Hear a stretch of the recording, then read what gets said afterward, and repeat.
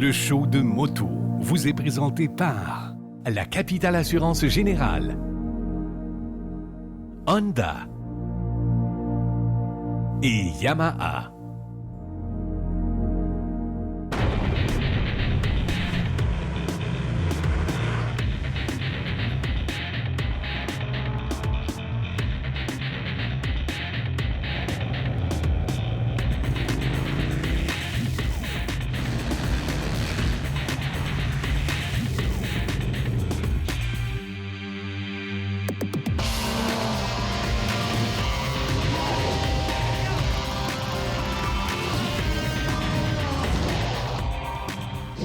Bonjour tout le monde, bienvenue au show de moto. Je m'appelle Éric Ménard. Cette semaine, dans l'émission, on poursuit notre grande aventure Honda. On vous amène à l'événement Honda Red.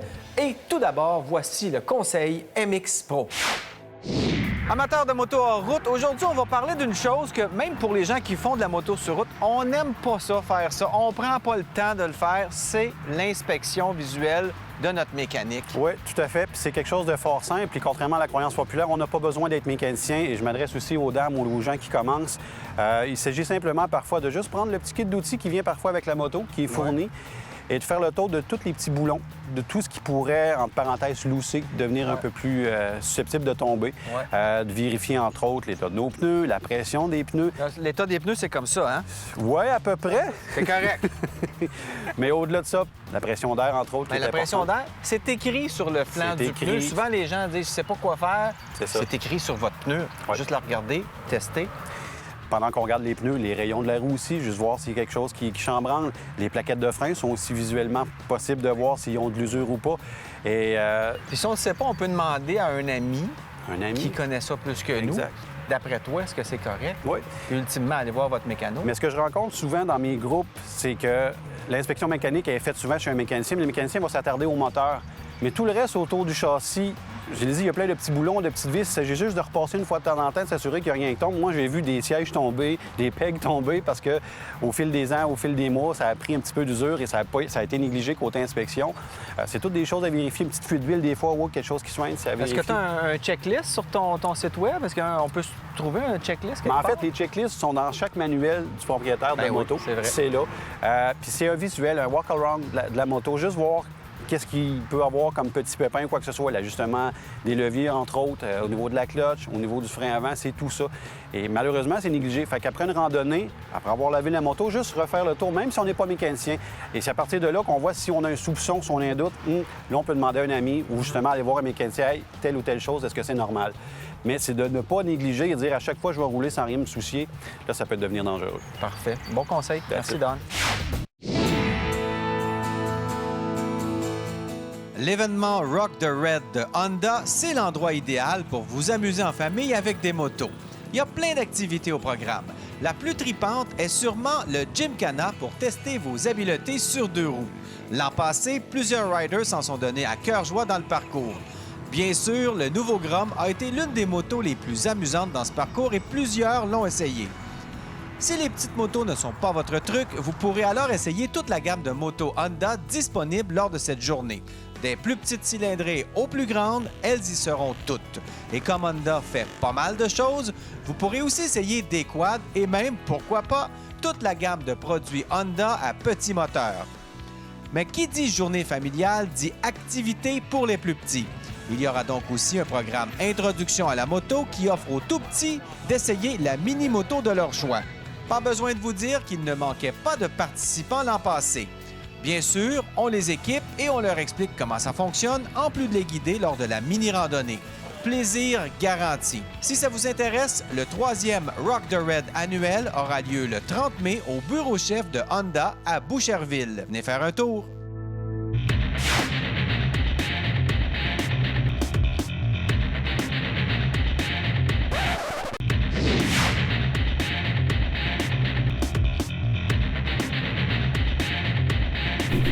Qu'on roule à moto depuis plusieurs années ou qu'on soit un nouveau motocycliste, parfois c'est le fun de se laisser guider par un ami ou encore par un guide pour une randonnée. On a Hélène Boyer qui est avec nous, co-auteure du guide Le Québec à moto. Bonjour. Re-bienvenue au show de moto. Ça fait quelques fois qu'on se rencontre. Ça, c'est la 3e édition? Oui, c'est la 3e édition. Le guide s'est vendu à plus de 18 000 exemplaires depuis les débuts en 2006. Il y a des auteurs de romans qui rêvent de faire ces chiffres-là? Oui, effectivement. Au Québec, un best-seller, c'est environ 5 000 exemplaires. Alors vraiment, on a surpassé les attentes de bien des gens. Et comment vous vous y prenez pour établir un itinéraire? On a fait la plupart des routes au Québec. On s'est promené pour trouver les plus beaux chemins, les plus beaux arrêts, les plus beaux spots pour que les motocyclistes... Donc, vous mettez du temps là-dedans, là. C'est une passion pour vous autres, là. Effectivement, parce que si on n'aimait pas ça, on ne l'aurait pas fait. C'est énormément beaucoup de temps. Puis non seulement il faut retourner année après année pour vérifier l'état des routes, si les endroits sont toujours là qu'on proposait aux lecteurs. Alors, il faut vraiment... C'est un travail... De moine. De moine, oui. Avec un casque de moto. Avec un casque de moto. On ne voit pas ça souvent. Non. Et il n'y a pas juste des itinéraires, là. Vous avez des conseils sur comment se préparer, comment s'habiller, comment rouler, comment déceler un motocycliste qui roule pas bien. Vous avez vraiment étoffé votre affaire depuis la première édition, là. Effectivement, on parle même de l'historique de la moto au Québec. Alors, il n'y a pas grand livre qui en parle au Québec. Alors, on fait vraiment le tour de la question. On explique même qu'est-ce qu'il faut faire pour obtenir un permis de moto, dans tous les sens du terme, c'est-à-dire des premiers essais dans lesquels vous faites votre cours jusqu'à l'obtention du permis au complet. Okay. Alors, on fait ça, puis on fait aussi on donne des conseils pour les gens qui partent en randonnée d'une journée ou de plusieurs journées. Et il y a des randonnées double usage maintenant. On sait que c'est en pleine croissance, ce segment-là. Donc, double usage des routes non pavées. Vous avez fait des itinéraires pour ces gens-là. Oui, effectivement, c'est une nouveauté pour le guide qui vient de sortir.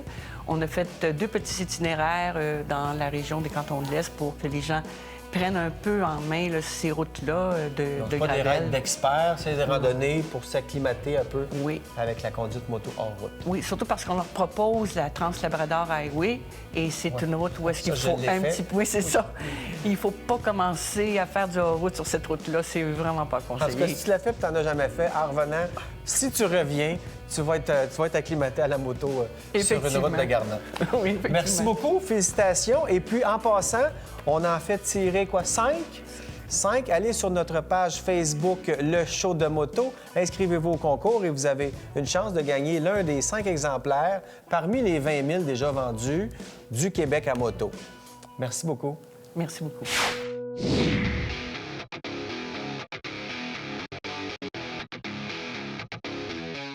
Savez-vous ce que ça prend pour participer à une saison complète de motocross? On va en apprendre un peu plus aujourd'hui avec Vincent Lauzon, qui est en plein dedans. Ça fait longtemps que tu fais ça, toi. Tu as 18 ans, ça fait 11 ans que tu cours. Oui, j'ai commencé à faire de la moto, j'avais 7 ans. J'ai commencé sur un petit PW. Oui. Puis là, tu es rendu avec ces grosses machines-là, un 250. Parle-moi comment ça va cette année, là. À date, ça va super bien. À Sainte-Véronique, j'ai eu des problèmes avec mes départs, mais là, à Sainte-Julie, c'était la première fois que je gagnais en inter, puis j'ai gagné 3 hits sur 4. Donc, ça va bien. Donc, 3 hits, c'est 3 courses. Oui, 3 courses. OK. On est ici chez SRA Motocross. Tu vas aussi à X-Town. Tu t'entraînes régulièrement pour faire ça. Tu vas à l'école, tu travailles et tu es tellement passionné qu'en plus, tu t'entraînes les soirs, la fin de semaine. C'est sûr que je finis l'école à 4 heures à Laval. Tant que je descends de chez nous, je vais chercher mon bicycle. Puis c'est sûr que si je travaille pas, je m'en vais tout de suite à X-Town faire une coupe de tour. Peu importe si j'ai beaucoup de temps ou pas. Ça représente combien d'heures par semaine environ? C'est au moins 20 heures. 20 heures? Où tu roules ou tu vas... Est-ce que tu vas pratiquer des choses? Bien, j'essaie de pratiquer tout le temps, faire des longs hits pour être prêt pour les courses parce qu'on pousse tout le temps plus en course. Oui. Mais donc, le temps que je passe, le temps que je prépare, que je lave mes bicycles, ça fait bien du temps dans une semaine. Ouais. Bon, ça prend des sous aussi pour faire ça. Comment t'arrives?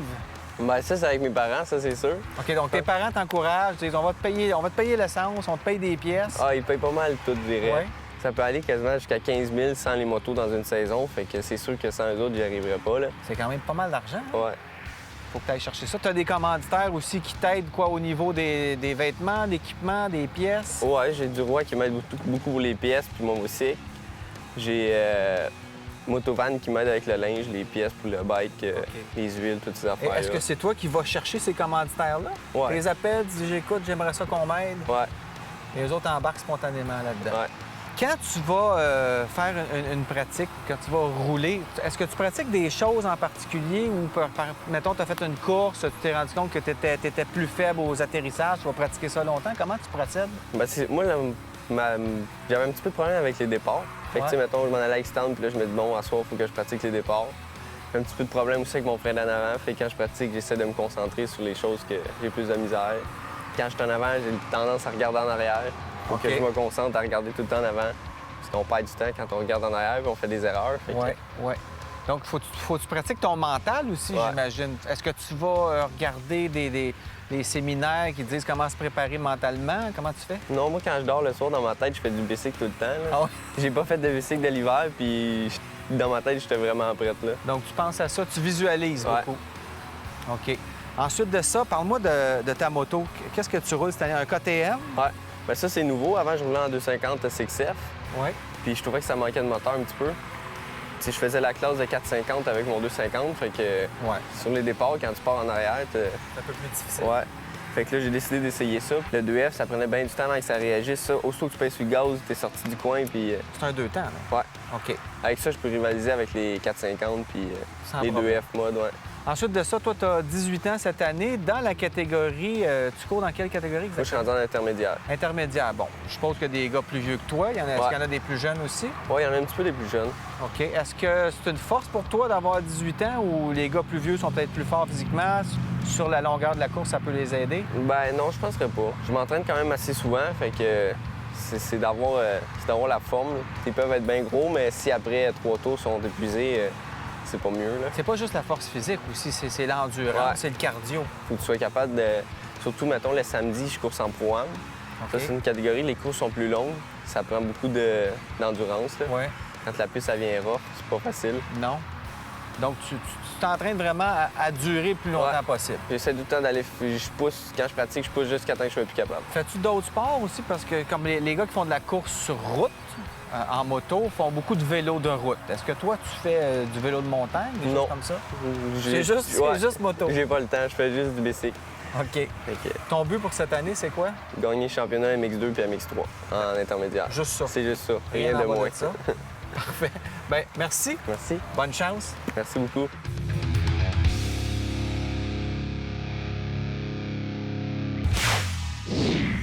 Participez au tout nouveau concours. Profitez de la vie avec la Capitale, qui vous offre la chance de gagner l'un des 5 prix d'une valeur totale de 150 000 $. Participez dès maintenant en visitant le rds.ca/show de moto.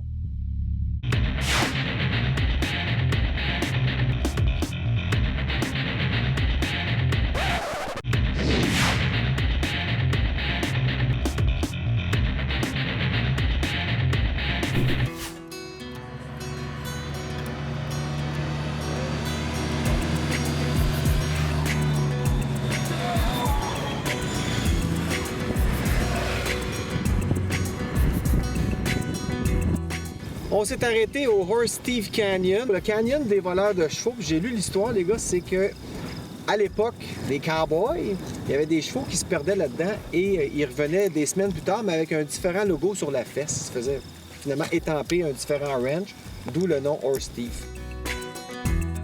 Qu'est-ce que vous pensez de la vue qu'on a aujourd'hui? Je trouve ça magnifique. Tantôt, je roulais, je me disais, on dirait que c'est d'ici que ça vient l'expression à perte de vue, parce que c'est grand. On peut pas s'imaginer à quel point c'est grand, les prairies. Tout à fait. C'est ici que ça a été inventé, en fait, l'expression à perte de vue. Oh oui, c'est ça. Ça vient de chez vous. Ah, tout à fait. C'est sûr. Mais vous autres, c'est une première dans le coin, les gars? Moi, c'est une première. C'est un climat vraiment désertique. On dirait un mini Grand Canyon. C'est vrai. Ça me fait penser un petit peu à ça. Oui, puis c'est un peu sur le même principe pour ceux qui sont déjà allés. C'est-à-dire que tu roules, tu as l'impression de rouler, tu roules sur du plat, donc dans des grandes plaines, puis tout d'un coup, tu arrives et c'est le relief qui est dessous toi et non pas au-dessus. C'est ça, des montagnes inversées.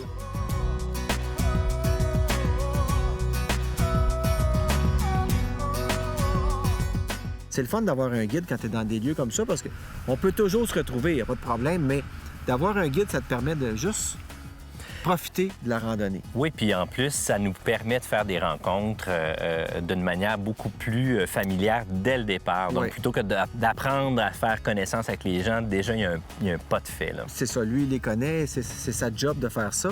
Et il nous a fait faire une boucle qui partait de Wayne et qui nous a amenés au musée Tyrrell à Drumheller. Et on est revenu et on a pris un genre de mini traversier. C'est gratuit, donc il est payé par le gouvernement, c'est vrai? Oui, c'est un employé de l'État. C'est smooth. Moi, je commence à reconsidérer mon plan de carrière. Oui, en Alberta en plus. Hein? T'es-tu un traversier tranquille toute la journée? Traverse.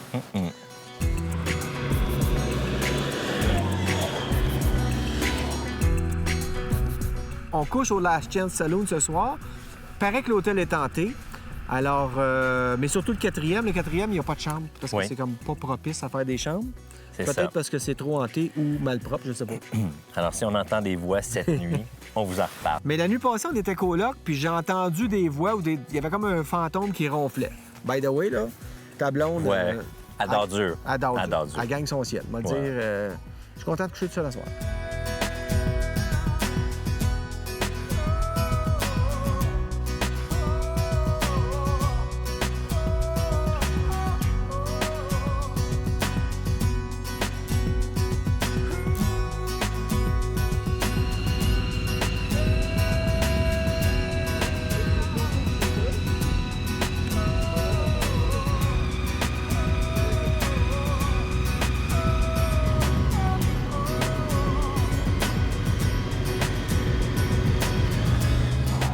Je te dirais que jusqu'à présent, c'est ce qui est le plus fascinant pour moi, c'est d'enfin mettre des images sur ce que je pourrais appeler des légendes. C'est-à-dire que pour nous, qui sommes très à l'Est, on entend parler de l'Ouest canadien depuis qu'on est tout petit.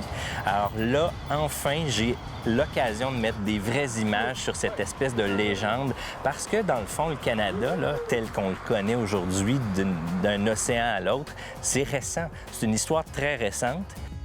Moi, je pense que ça vaut la peine de venir rouler en Alberta. Je pense que l'Alberta, de toute façon, je sais pas si on est si nombreux à être venus ici, je crois pas. Je pense que ça vaut la peine, premièrement, de visiter son pays, de le parcourir. Venir en Alberta, pour moi, c'était un accomplissement. Tu sais, on se fait des wish lists dans la vie, des endroits qu'on aimerait découvrir à moto. L'Alberta en était un de ces endroits-là. Je me sens vraiment très privilégié d'être ici en ce moment puis de découvrir l'Alberta en moto.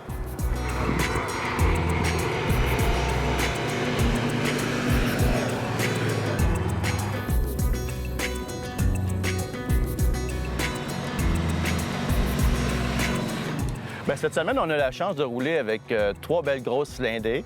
La F6B, la Valkyrie et la CTX 1300. Les deux premiers modèles ont beaucoup d'ADN de notre célèbre Goldwing. C'est le même moteur V6, c'est 12, beaucoup de puissance. La Valkyrie aussi, vient du V6 de la Goldwing, mais avec 200 livres de moins, donc c'est beaucoup de puissance.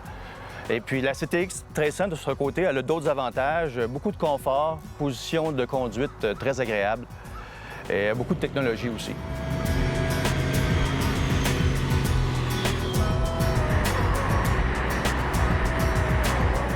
J'avais déjà roulé avec une Honda en Arizona, une ST1300, et j'avais trouvé vraiment ça agréable, beaucoup de puissance et tout, mais là, aujourd'hui, ce que j'avais, la Valkyrie, c'est la machine. Beaucoup de puissance, beaucoup de souplesse, quelque chose qui est... En fait, c'est beaucoup de puissance, mais pas brut, pas brutal.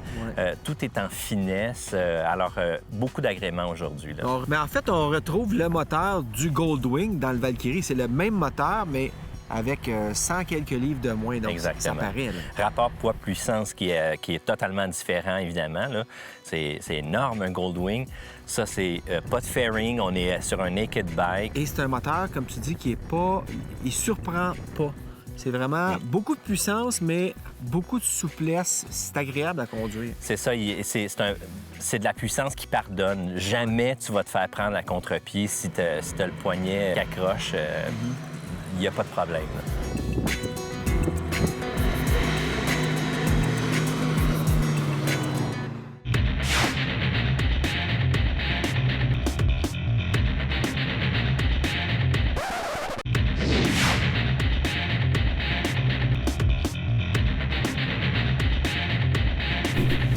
La compagnie Dainese est bien connue pour ses ensembles de courses en cuir. D'ailleurs, M.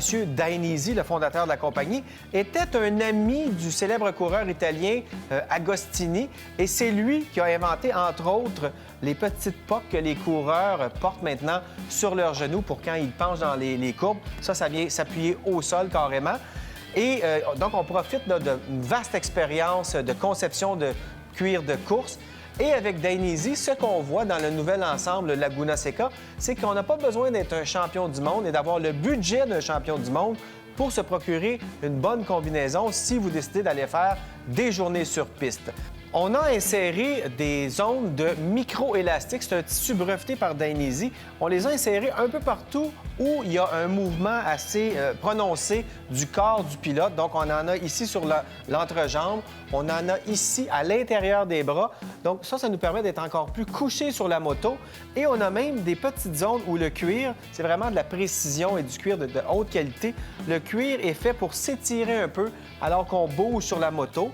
En plus, cette combinaison-là, vous savez, si vous faites des journées en piste et qu'il fait moindrement chaud, ça peut devenir très, très chaud de porter une combinaison, une pièce comme ça en cuir. Alors ça, c'est pour la combinaison. Mais quand on a une combinaison comme ça, évidemment, il faut avoir les bottes appropriées pour rouler en piste. On vous le demande si vous faites des journées en piste. On a ici les bottes, c'est un bon exemple, c'est les bottes Axial Pro de Dainese. Ça, c'est des bottes qui sont vraiment conçues pour la piste, mais qu'on peut aussi ensuite porter sur la route parce que c'est les Axial Pro In pour Inside the Pants ou Inside la combinaison. Alors, ce qu'on fait, je vous le montre, on vient insérer la botte ici, on referme le zip par-dessus et là, on a un fini complètement uniforme, ce qui fait que ça ne va pas accrocher après certaines parties de la moto. Vous voyez, il y a du velcro. Ça ne va pas accrocher après certaines parties de la moto quand on est penché. Donc, on garde notre complète concentration sur la route et non pas sur nos vêtements. On a aussi ajouté des inserts en métal sur le talon. Tout ça pour éviter la torsion du pied si jamais il y a une chute. Et à l'avant du pied, comme plusieurs bottes de compétition, on a un petit insert ici en métal. Encore une fois, un renforcement pour ici la pédale de sélection de vitesse. Alors, avec une botte comme ça, vous allez vraiment avoir un fini uniforme. Vous allez être confortable. C'est assez serré, mais c'est ce qu'il faut si on veut être performant et si on veut être bien équipé pour une journée en piste de manière sécuritaire. C'est ici que prend fin notre randonnée ensemble cette semaine. J'espère que ça vous a plu. La semaine prochaine, on a une émission particulière. On vous emmène visiter l'usine du fabricant de vêtements de moto italien Dainese. On va être directement dans l'usine. On va voir comment ils font pour faire de si beaux vêtements. Soyez des nôtres. Le show de moto vous a été présenté par la Capitale Assurance Générale, Honda et Yamaha.